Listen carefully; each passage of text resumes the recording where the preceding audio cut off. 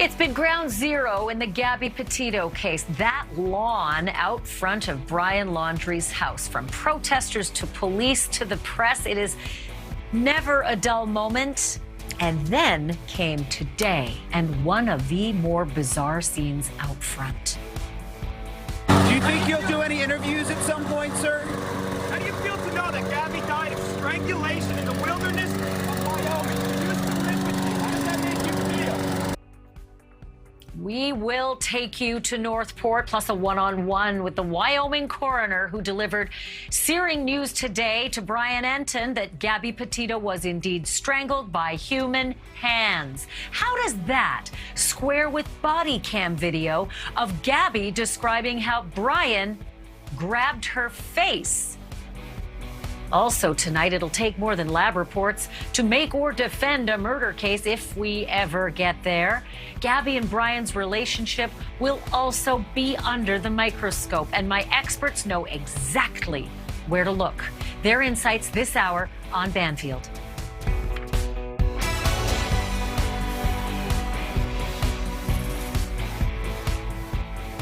It's only been a day since the wrenching news was revealed that Gabby Petito had been strangled and throttled to death. And even though the coroner was kind and helpful, there was just so much he simply could not say. Which leaves the puzzle of what happened to Gabby Petito and who did this to her far from solved. Make no mistake, we have plenty of clues and millions of people following the case who have floated plenty of theories. Mostly, those theories involve Brian Laundrie and his curious and silent behavior, not to mention his disappearing act. But he hasn't been charged with anything yet, except bank fraud. Highlight the yet. So the day after we have all been left to ruminate over the news of Gabby's violent death, you cannot but be surprised by the behavior of Brian's dad, Chris Laundrie. A man who was kept hiding in his little yellow bungalow for the lion's share of this agonizing saga. A man who dared not even emerge to mow his own lawn for like a month in Florida. So you would probably agree that today, just one day since learning how Gabby died, strangulation, manual, that he'd choose to make this public appearance.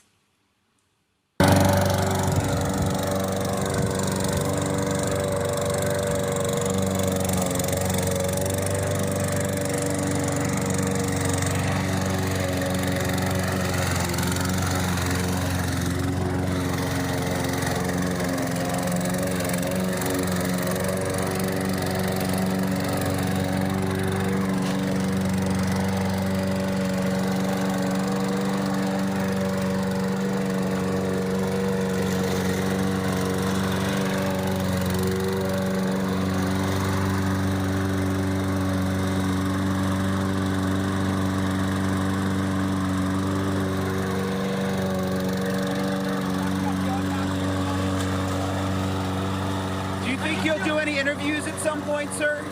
How do you feel to know that Gabby died of strangulation in the wilderness of Wyoming? She used to live with you. How does that make you feel? Does it bother you that Gabby was strangled? Was your son involved in strangling Gabby?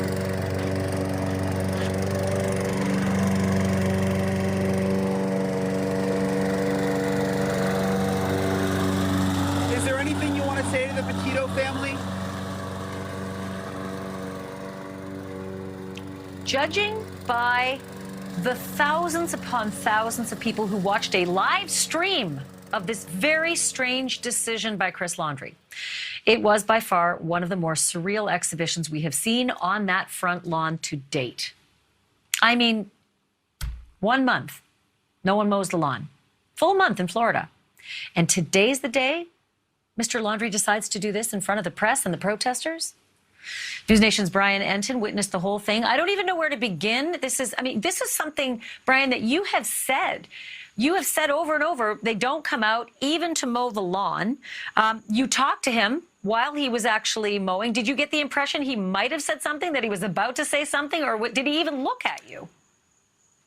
You know, I did get the feeling he was going to say something at one point. He sort of paused, and I thought this is going to be the moment where he's going to speak and say something, and then it was almost like he reminded himself not to talk, and he continued. But it was surreal, Ashley. It started before the sun came up. He came out this morning very, very early. We were out here. He got into his red truck. He left for about 15 minutes, and he came back with a little gas tank, and that's when we thought to ourselves, okay, this is going to be the moment where he mows the lawn. I didn't care so much about him mowing the lawn. What I was interested in is maybe this would be a time that we could try to get him to answer a question, because when he goes to and from the truck, which is the only other times we've tried to talk to him, it's so quick and he just rushes to the truck. But today when he was mowing the lawn, as you could see, I mean, he was right here near where we were standing, me and several other reporters. We were like within a foot of him. So we had a chance to make eye contact. I thought maybe for a second we could try and gain his trust and he would answer a couple of questions. Again, when he was over there near this makeshift memorial on the corner of his lawn and he was weed whacking around that, I thought there was a moment he might talk, but he didn't. But I think that, and I was reading the comments of all your followers during this live stream, and many of them said the same thing. There's nothing wrong with mowing the lawn. It's the day that you choose to do this very visible activity out on the front lawn with press and protesters. It is the day after we just learned the worst news possible, that Gabby suffered a painful and violent death. And this is the one day out of over a month that he chooses to come out and be so visible. It just, I mean, your followers are not idiots. They noticed it right away. They said, really, today? This is the day you choose? Could you not have hired someone? Could you not have chosen another day? Yeah, the timing was certainly very strange the day after the coroner made the announcement about the strangulation. We certainly weren't expecting it to happen today, but I'll tell you, being here and watching the whole thing from beginning to end, it did sort of seem like he was on a mission, like he had mentally said, I'm going to mow the lawn. I know the media is there, but I'm just going to look straight ahead and I'm going to keep mowing. And just sort of a side note, I mean, the neighbors have said that he did religiously mow his lawn every single Monday and that his yard was meticulous. And up until today, I mean, it was overgrown. It was really turning into a mess. So I would suspect that was starting to bother him. So he came out and he was on a mission and he mowed the lawn. Well, I am very curious about the memorial. They came out, they removed the sign. They came out, they took away the laundry baskets under cover of darkness at 1 o'clock in the morning. They did not want to be seen. But today, describe for me how specific he was in front of all the cameras not to disturb anything in that memorial. And if he could have read some of those messages, what he would have seen as he was weed whacking around the memorial. Yeah, let me take you over there. First of all, I'll show you there was another laundry basket that turned up tonight. You remember there were a bunch on the lawn the other day, and Roberta and Chris came out and took them away. But there's another one out here tonight. But yeah, this was kind of the interesting spot today with when he had the weed whacker over here, because he was going around the memorial, but he didn't disturb it. I mean, it was almost like he was accepting that it was here. And this was the spot where I felt like he was possibly going to talk to the media. When I asked him, do you have anything to say to Brian? He seemed to pause right in this area. And again, that was really my intention of even being out here and just trying to get him to say something. But again, he didn't say anything, Ashley. So I was wondering, since that news yesterday, which was, really hard to hear, that I think in the back of our minds, we all had hoped that maybe Gabby died accidentally, that maybe there was some other explanation to all this awfulness. And yet the only explanation was that it was more awful than you could imagine, sort of hand-to-hand manual strangulation. We're going to get into why we know exactly that there were hands-on. It's not just that it was called manual strangulation. The coroner actually let you know something very interesting. We'll talk about that in a minute. But I would assume that a lot of protesters might have shown up just angry, outraged and frustrated by the awful news. It was actually quiet out here today. And again, I think I told you this a couple of days ago. The protesters sort of have a different plan now. They realized that the neighbors were fed up with the bullhorn, so they have been talking to neighbors more one-on-one. They went back to Cassie's house. They haven't been doing the typical bullhorn protesting that we have seen out here, but you mentioned how difficult the news was to process about the autopsy. I'm hearing that from everyone. I mean, I think this is one of those moments in this story where people are having a hard time fully digesting it because it's so awful. Kind of like when we saw the body cam video for the first time, when we saw what was really going on in their relationship.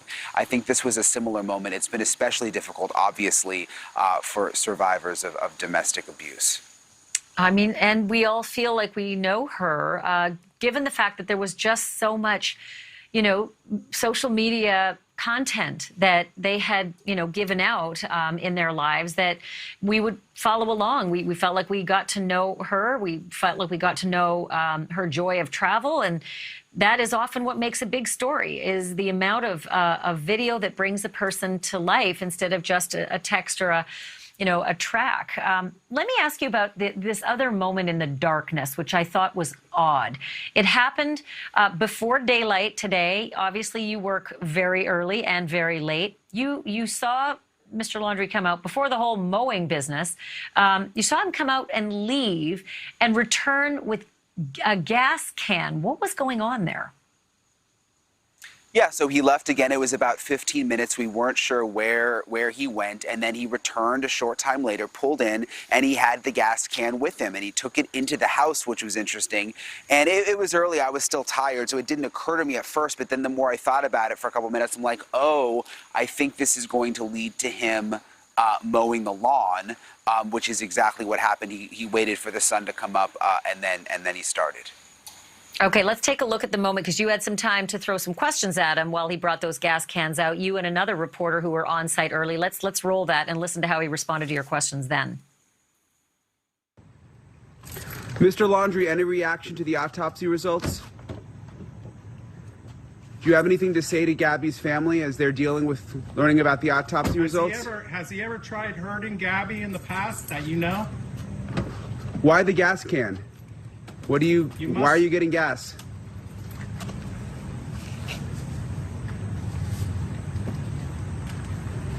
Were you surprised when you heard the news, or is this something you expected? Mr. Laundrie, why aren't you saying anything?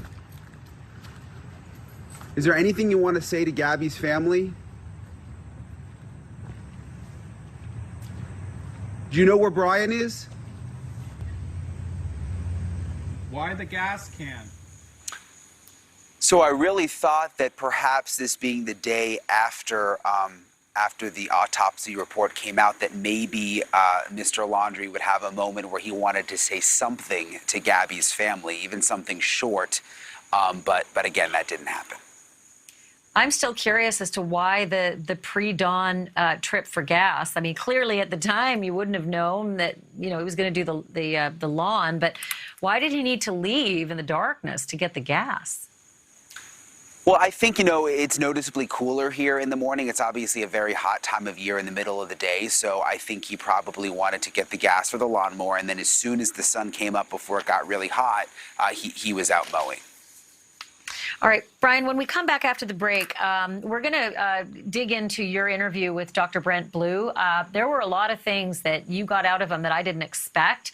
And it was a far more fulsome information session than yesterday's, press conference, where we didn't even get anything more than, manual strangulation. It took a report to tell us that there was throttling. And today, you learned a few more really intriguing things, not the least of which has led us to go back over old videotape and discover something new. When we come back after the break, we're going to talk about your interview and play some of those revealing moments with Brian Entin right after this. Back now with Brian Entin, who had a sit-down interview with Dr. Brent Blue via Zoom, the coroner who performed the autopsy on Gabby Petito. I was very interested in one of the things that you ended up discussing with Dr. Blue. And I have to ask you this question, Brian, and it was about the clearing up this notion of what he said publicly yesterday. He called it manual strangulation. Then it came out in the report that it was slash throttling. Then he said in media reports that that could have involved, anything other than mechanical, which left open the possibility of a ligature. And then he really got clear with you. So explain what happened. Yeah, so with this press conference yesterday, it was kind of disjointed. You had so many people in there. The connection wasn't great. And I think he had a hard time getting his message across. So having the one-on-one conversation today with Dr. Blue really, I think, went a long way because he could explain things a little better, at least the things that he is allowed to talk about. You mentioned the cause of death, strangulation. We had him explain that.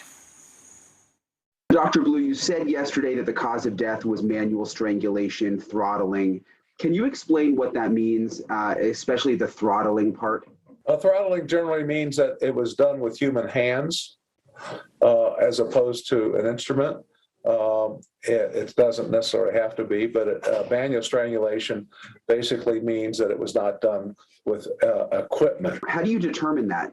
Well, it's determined by the nature of the injuries around the neck.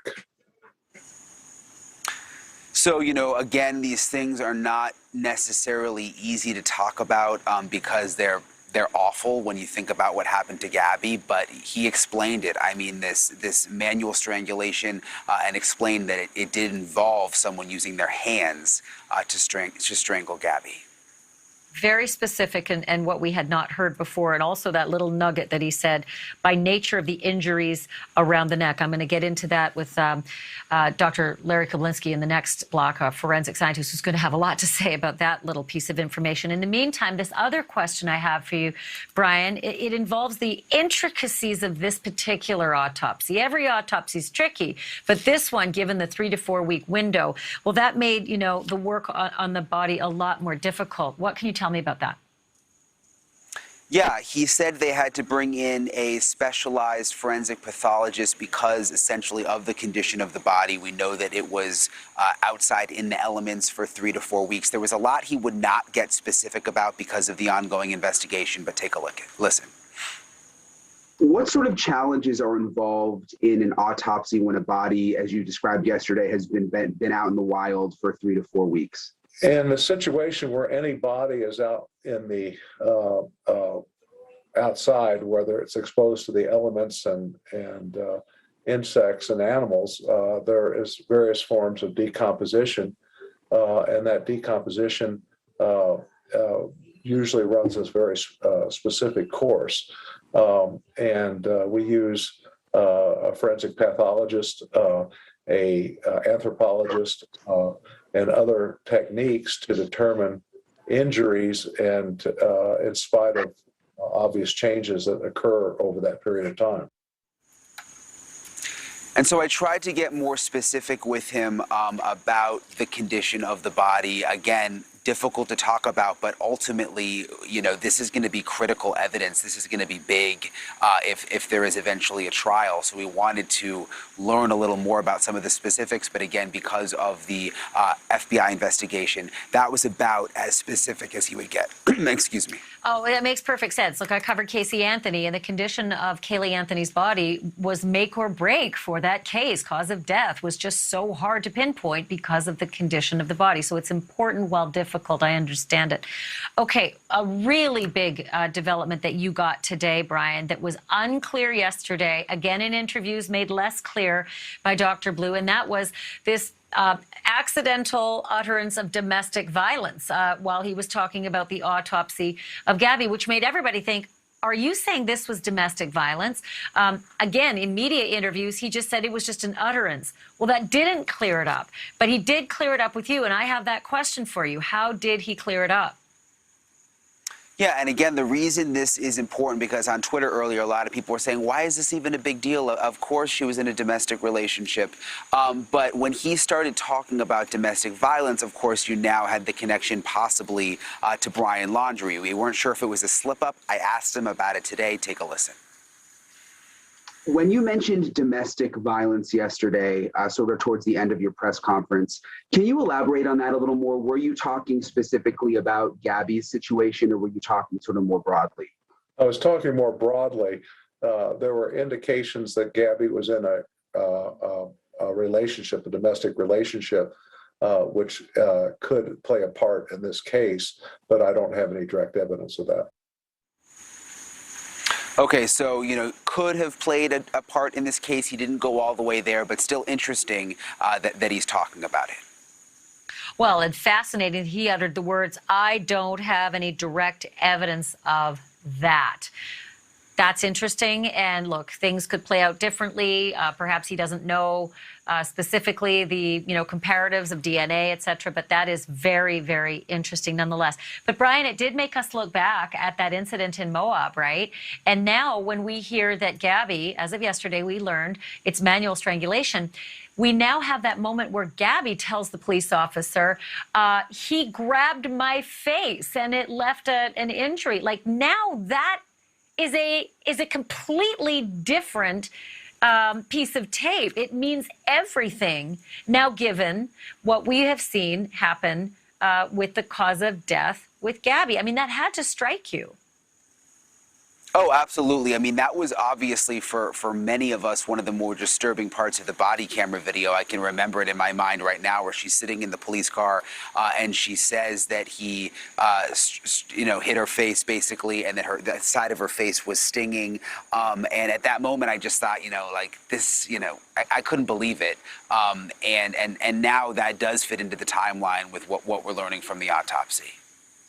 Does it ever? I mean, he grabbed my face and it hurts. He said he grabbed me with like his nail, which is definitely a cut right here. I can feel it. If I touch it, it burns. So the physical grab of Brian Laundrie on her face, now coupled with the notion that whomever did this to her used hands on, physically, next to that face. This just really stood out to me, Brian.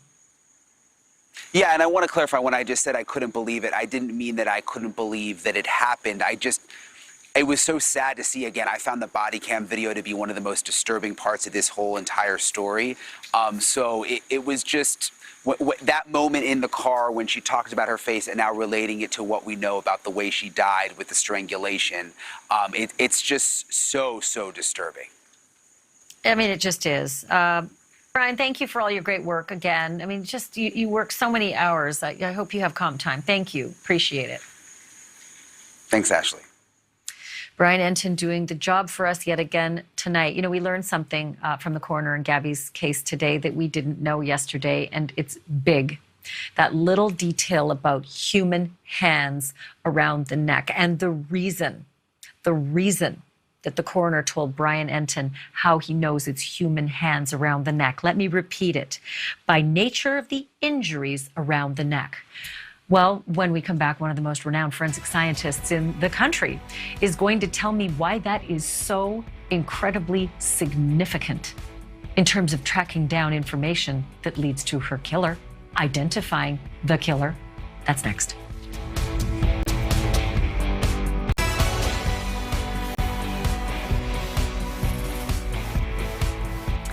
It was not completely clear, even after the coroner in the Gabby Petito case held a half-hour news conference to answer questions. That happened yesterday, but today it is clear, crystal clear. And I am not sure if it really makes it any easier to track down and prove who killed Gabby, but I have a sneaking suspicion it helps. Gabby Petito quite literally died at the hands of another human being. That is what strangulation throttling literally means. Here to help shed some light is Dr. Larry Kablinski, Professor Emeritus of Forensic Science at John Jay College of Criminal Justice. Larry, yesterday, Dr. Brent Blue, the coroner, would only say strangulation. And then in the report, he added the word strangulation throttling. And then in media interviews later, he said strangulation could have involved an implement like a ligature. Manual strangulation is just not mechanical. But then today with Brian Entin, he was crystal clear, saying that definition, throttling, is the key word, meaning she died with someone's hands around her neck. How is that going to be helpful in terms of finding out who those hands belong to? Well, first of all, Ashley, there are three kinds of strangulation. There's hanging, ligature, and manual. And manual strangulation involves the hands and the fingers. All three of these devices will cause asphyxia, meaning that the brain is not going to get oxygen. And the brain cannot survive for more than 5 minutes without oxygen. The damage is irreversible. So this kind of asphyxia, this kind of strangulation kills people. Very common in domestic violence, but that we'll get to that in a little bit later. The neck is a very vulnerable structure. And if hands were on the neck, and a lot of this depends on the status of the body, which is another thing we need to talk about. But if the hands were on the neck, then touch DNA, whatever you like, there's going to be a transfer of skin cells from the hands and the fingers onto the victim's neck. The FBI did collect DNA specimens. We really don't know whether those specimens are going to reveal anything. First of all, it may be so decomposed that the DNA is going to be useless. On the other hand, the likelihood is that there will be DNA present, and then we have to see what the source is. It could be Brian Laundrie, or it could be somebody else. We don't know. So we have to wait till the analysis comes back. Even if they could find DNA of Brian Laundrie, this is his fiance. They live in a van together. Right. That would be something I would think you would find if you are sleeping in such small, close quarters. Let me ask you the other part of that, though, because you and I have done this work for a long time. So I think I know what you're going to say when I ask you about 3 to 4 weeks out in the wilderness. I think that is an extraordinarily complicating factor. But Dr. Blue said something to Brian Enton today that stood out to me. I did not expect him to say it. I did not expect him to have the finding, but he said these words. He said, the manual strangulation could be determined, quote, by the nature of the injuries around her neck. And to me, that said, they could see something, perhaps on tissue. And to me, that's a boon in the forensic industry, isn't it? Without a doubt, having soft tissue makes a big difference. There's a lot of information there. The neck is a very vulnerable place on the human body. The jugular veins on the outer portion of the neck, the carotids more internally, the strap muscles, 4 pairs of muscles on both sides of the neck. You've got the cartilage on top of the trachea, the thyroid, the cricoid cartilage, right? The thyroid cartilage, and the hyoid bone. It is a bone with 3 components. As you get older, they fuse. In early development, they're separate structures, but they fuse and they form a U-shaped bone. The tongue is attached to the hyoid. Here's the key, that in strangulation, you can break the hyoid bone. So even if you have a skeletonized body, if you see a fracture of the hyoid bone, you think straight away of strangulation. But I should tell you, statistically, that only about 1/3 of strangulations end up in a fractured hyoid bone. But that is an indication of strangulation. But there's a lot more. If there is soft tissue, you're going to see hemorrhage. You're going to see all kinds of evidence. The cartilage, the 2 forms of cartilage, the thyroid cartilage, cricoid cartilage could be damaged. You could have damage to the trachea and also the esophagus. And so there's evidence there in soft tissue that there was a manual strangulation. Yeah, Larry, let me ask you this. I just can't recall right away what case it was, but I know I have covered a case with you where there were handprints that were in such a pattern that they were actually compared to the accused. And I know it would require a specific amount of soft tissue to determine that kind of a pattern, but it can happen. You can determine size of a hand, the actual positioning of a hand. It may not be the most accurate, comparison, but it's one more data point, isn't it? It's a data point, but it's a characteristic that is not unique to any individual. So I think you can rule out somebody based upon that, but I don't think it's really solid evidence in a courtroom. I think As I started pointing out before, if you see fingerprint impressions around the neck, that's the area to take DNA from under those impressions. Surely there's going to be his DNA. Brian Laundrie's DNA is maybe all over the body. I wouldn't say that that's a significant finding, but finding his DNA under those fingerprint impressions on the neck could be damning, and that would be very important in litigation. I just remembered the case.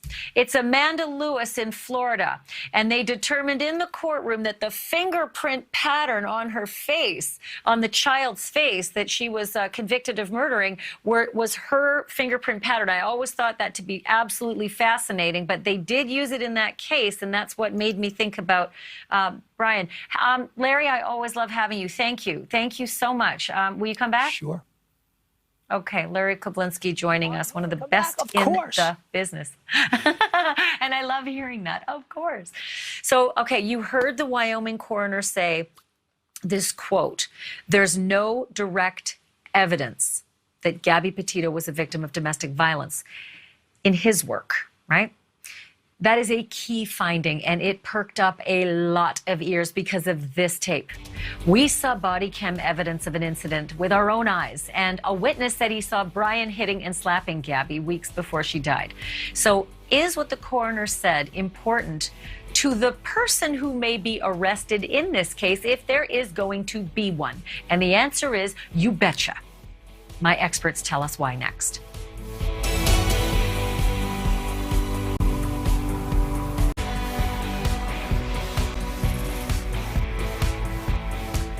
We don't know exactly which day Gabby Petito died, but if it was an average day, statistically, 6 people were killed in this country by their spouses or their intimate partners. We also don't know, and this is really important, whether Gabby Petito was one of those 6. Whether she was involved in domestic violence, as the Wyoming coroner implied in his news conference before telling our Brian Enton he has no direct evidence of that. That is big news. It's big. But we do know about that police interaction in Moab, Utah, a couple of weeks before Gabby likely died. And it is impossible to watch it now except through the lens of all that has happened since. I want to welcome 2 very knowledgeable and experienced voices to this discussion. Robbie Ludwig is a psychologist. She's a clinical therapist and an author. Among her books, and this is telling, is Till Death Do Us Part, Love, Marriage, and the Mind of the Killer Spouse.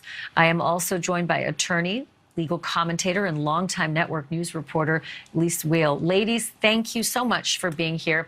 And I'm glad it is you both, because today, when Brian Enton did the interview with the coroner, and the coroner specified that this was hands-on manual strangulation, throttling, which he had not done yesterday and he had not done on the network newscasts last night, it was clear that she died with someone's hands around her neck, and it immediately got us all thinking to that moment in Utah on the body cam in that domestic incident where she specifically spoke about having a hand right there next to what would be her throat, this time instead her face. Let's take a look at it and we'll discuss. Where did he hit you? Don't worry, just be honest. He grabbed my face, like this. He didn't hit me in the face, he didn't punch me in the face or anything.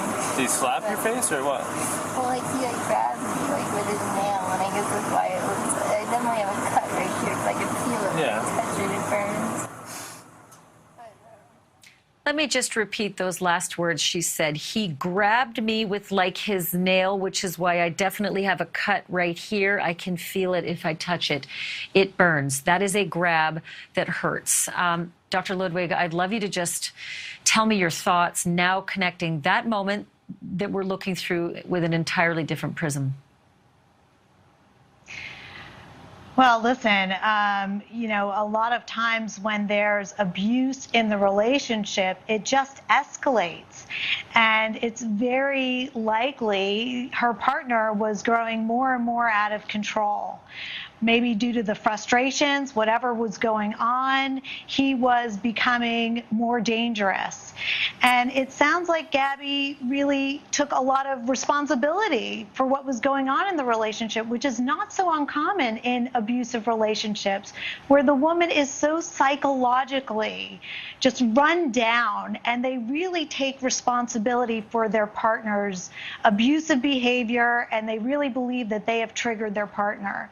So this is just very sad, just hearing all the details behind her death, and one can imagine how frightening and scary it was. So, Lise, I'm, trying to put on in advance of any charges, let's be clear, Brian Laundrie's not been charged with anything with regard to Gabby's killing. He's been charged with bank fraud. But, most people are looking at him having taken off into the abyss and thinking that's consciousness of guilt, and it wouldn't be weird if he were charged. Is there a prosecutor out there in this jurisdiction somewhere looking at that tape from Moab and saying, aha, that man grabbed her face hard enough to leave a mark that burned, that was cut? It wouldn't be so much of a jump to think he might lower that hand. Of course, it's not a jump. And of course, many prosecutors are having that same thought. And Robbie's absolutely right that we know that domestic violence escalates. So it starts with something like a push or a slap, something intimate like that, especially around the face. That's so intimate. And then it can escalate in the most horrible times to murder. And if this was murder by Laundrie, then it was done in such an intimate way again, to the point where, I hate to say this, but Gabby was looking at her killer when she drew her last breath. And we know, unfortunately, as you mentioned at the beginning of the segment, Ashley, that, domestic violence is on the rise. More women are killed by domestic violence than breast cancer. And this pandemic has only made it worse. It's gone sky high during the pandemic. So, Dr. Ludwig, the coroner, I really needed clarity, because he said yesterday in the public news conference, these situations of domestic violence, I'm paraphrasing, but we all thought, wow, holy Moses, are you saying what we think you're saying? You're connecting domestic violence to the case that was on the table in front of you, which can only mean one thing: it wasn't her dad. That it would be Brian Laundrie. And then he sort of obfuscated later on and said it was inadvertent. That doesn't clear it up. And then today with Brian, he said that he was quite clear that he, quote, didn't have any direct evidence of that. But the fact that this had happened in Moab, should we assume ever that it's a one-off, the incident that you saw play out on that body cam? Was there any clue that you saw in there with your expertise, Robbie, to say that is not the first time? No, and also I saw evidence of psychological abuse. At one point, Gabby was saying that Brian was very upset with her, that he didn't believe in her ability to have a successful blog, which was something that she was working on. How Gabby took responsibility for Brian acting out. She hit him first. She had OCD. So we see the psychological mindset where she was convinced by Brian that everything was her fault. And of course, that's not the case. And also, there's a misconception, too, with physical abuse and violence within relationships, that the partner who kills their lover, that somehow they don't love them. And so very often these victims think, well, my partner loves me, they would never hurt me. But very often in these cases, a partner who's violent does kill the person that they love. And in their mind, they're thinking, if I could just get rid of the bad parts, the frustrating parts, then we can have a successful relationship. And it's really a misguided notion of how relationships work, and an over-idealization of what a happy relationship looks like as well.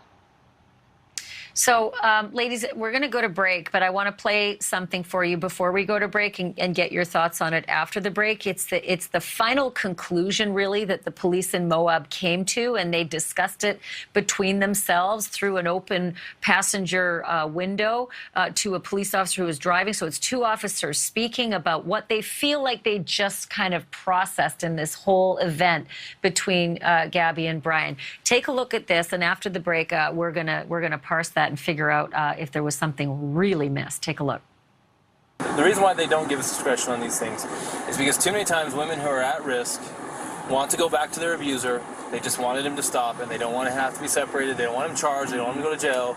And then they end up getting worse and worse treatment, and then they end up getting killed. In no way, shape, or form that I can perceive does what happened here, a little slap fight between fiancés who love each other, want to be together, can I perceive that this is going to digress into the situation where he's going to be a battered man? Right. But then again, I don't have a crystal ball. Then again, I don't have a crystal ball. A slap fight between two people who really want to be together. Well, let's dig into that in just a moment. Back with Robbie Ludwig and Liz Weil. Liz, you know, before the break, we saw that moment where the police said this looked like a slap fight between the two people who really want to be together. She said he did it first, she said she did it first, so I don't think he's going to be a battered man, but I don't have a crystal ball. A lot of people have jumped all over those police officers and said, how could they have let that happen? How could they have let them go?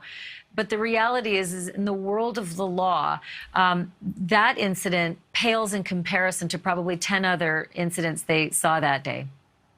Right. They're in a tough position. They don't know this couple. Remember, they're traveling through. There's no history that they can pull up of domestic violence between them. So they're in kind of a difficult position. Could they have done more? Possibly. But I do understand kind of what happened there. I want to just say something real quick, Ashley, about the medical examiner saying that there was no direct evidence of domestic violence. That's not really for him to say direct evidence of anything, because domestic violence is an action, obviously.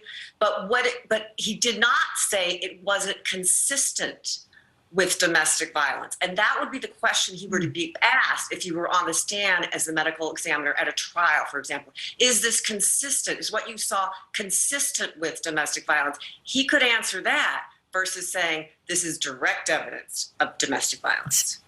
Fascinating. Robbie, 15 seconds left, just really quickly. You know, the kind of thing you saw out at Moab, would it be a real leap to jump to murder from what you witnessed?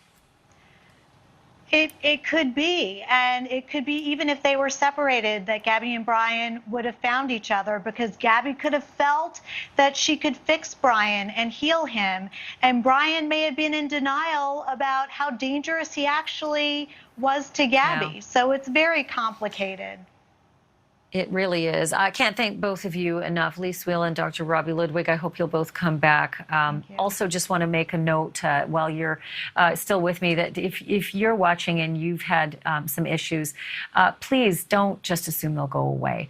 There's a domestic abuse hotline for the nation, and it's 1-800-799-SAFE. It's on your screen, 1-800-799-SAFE. Give them a call. You don't have to say who you are, but you sure can get help.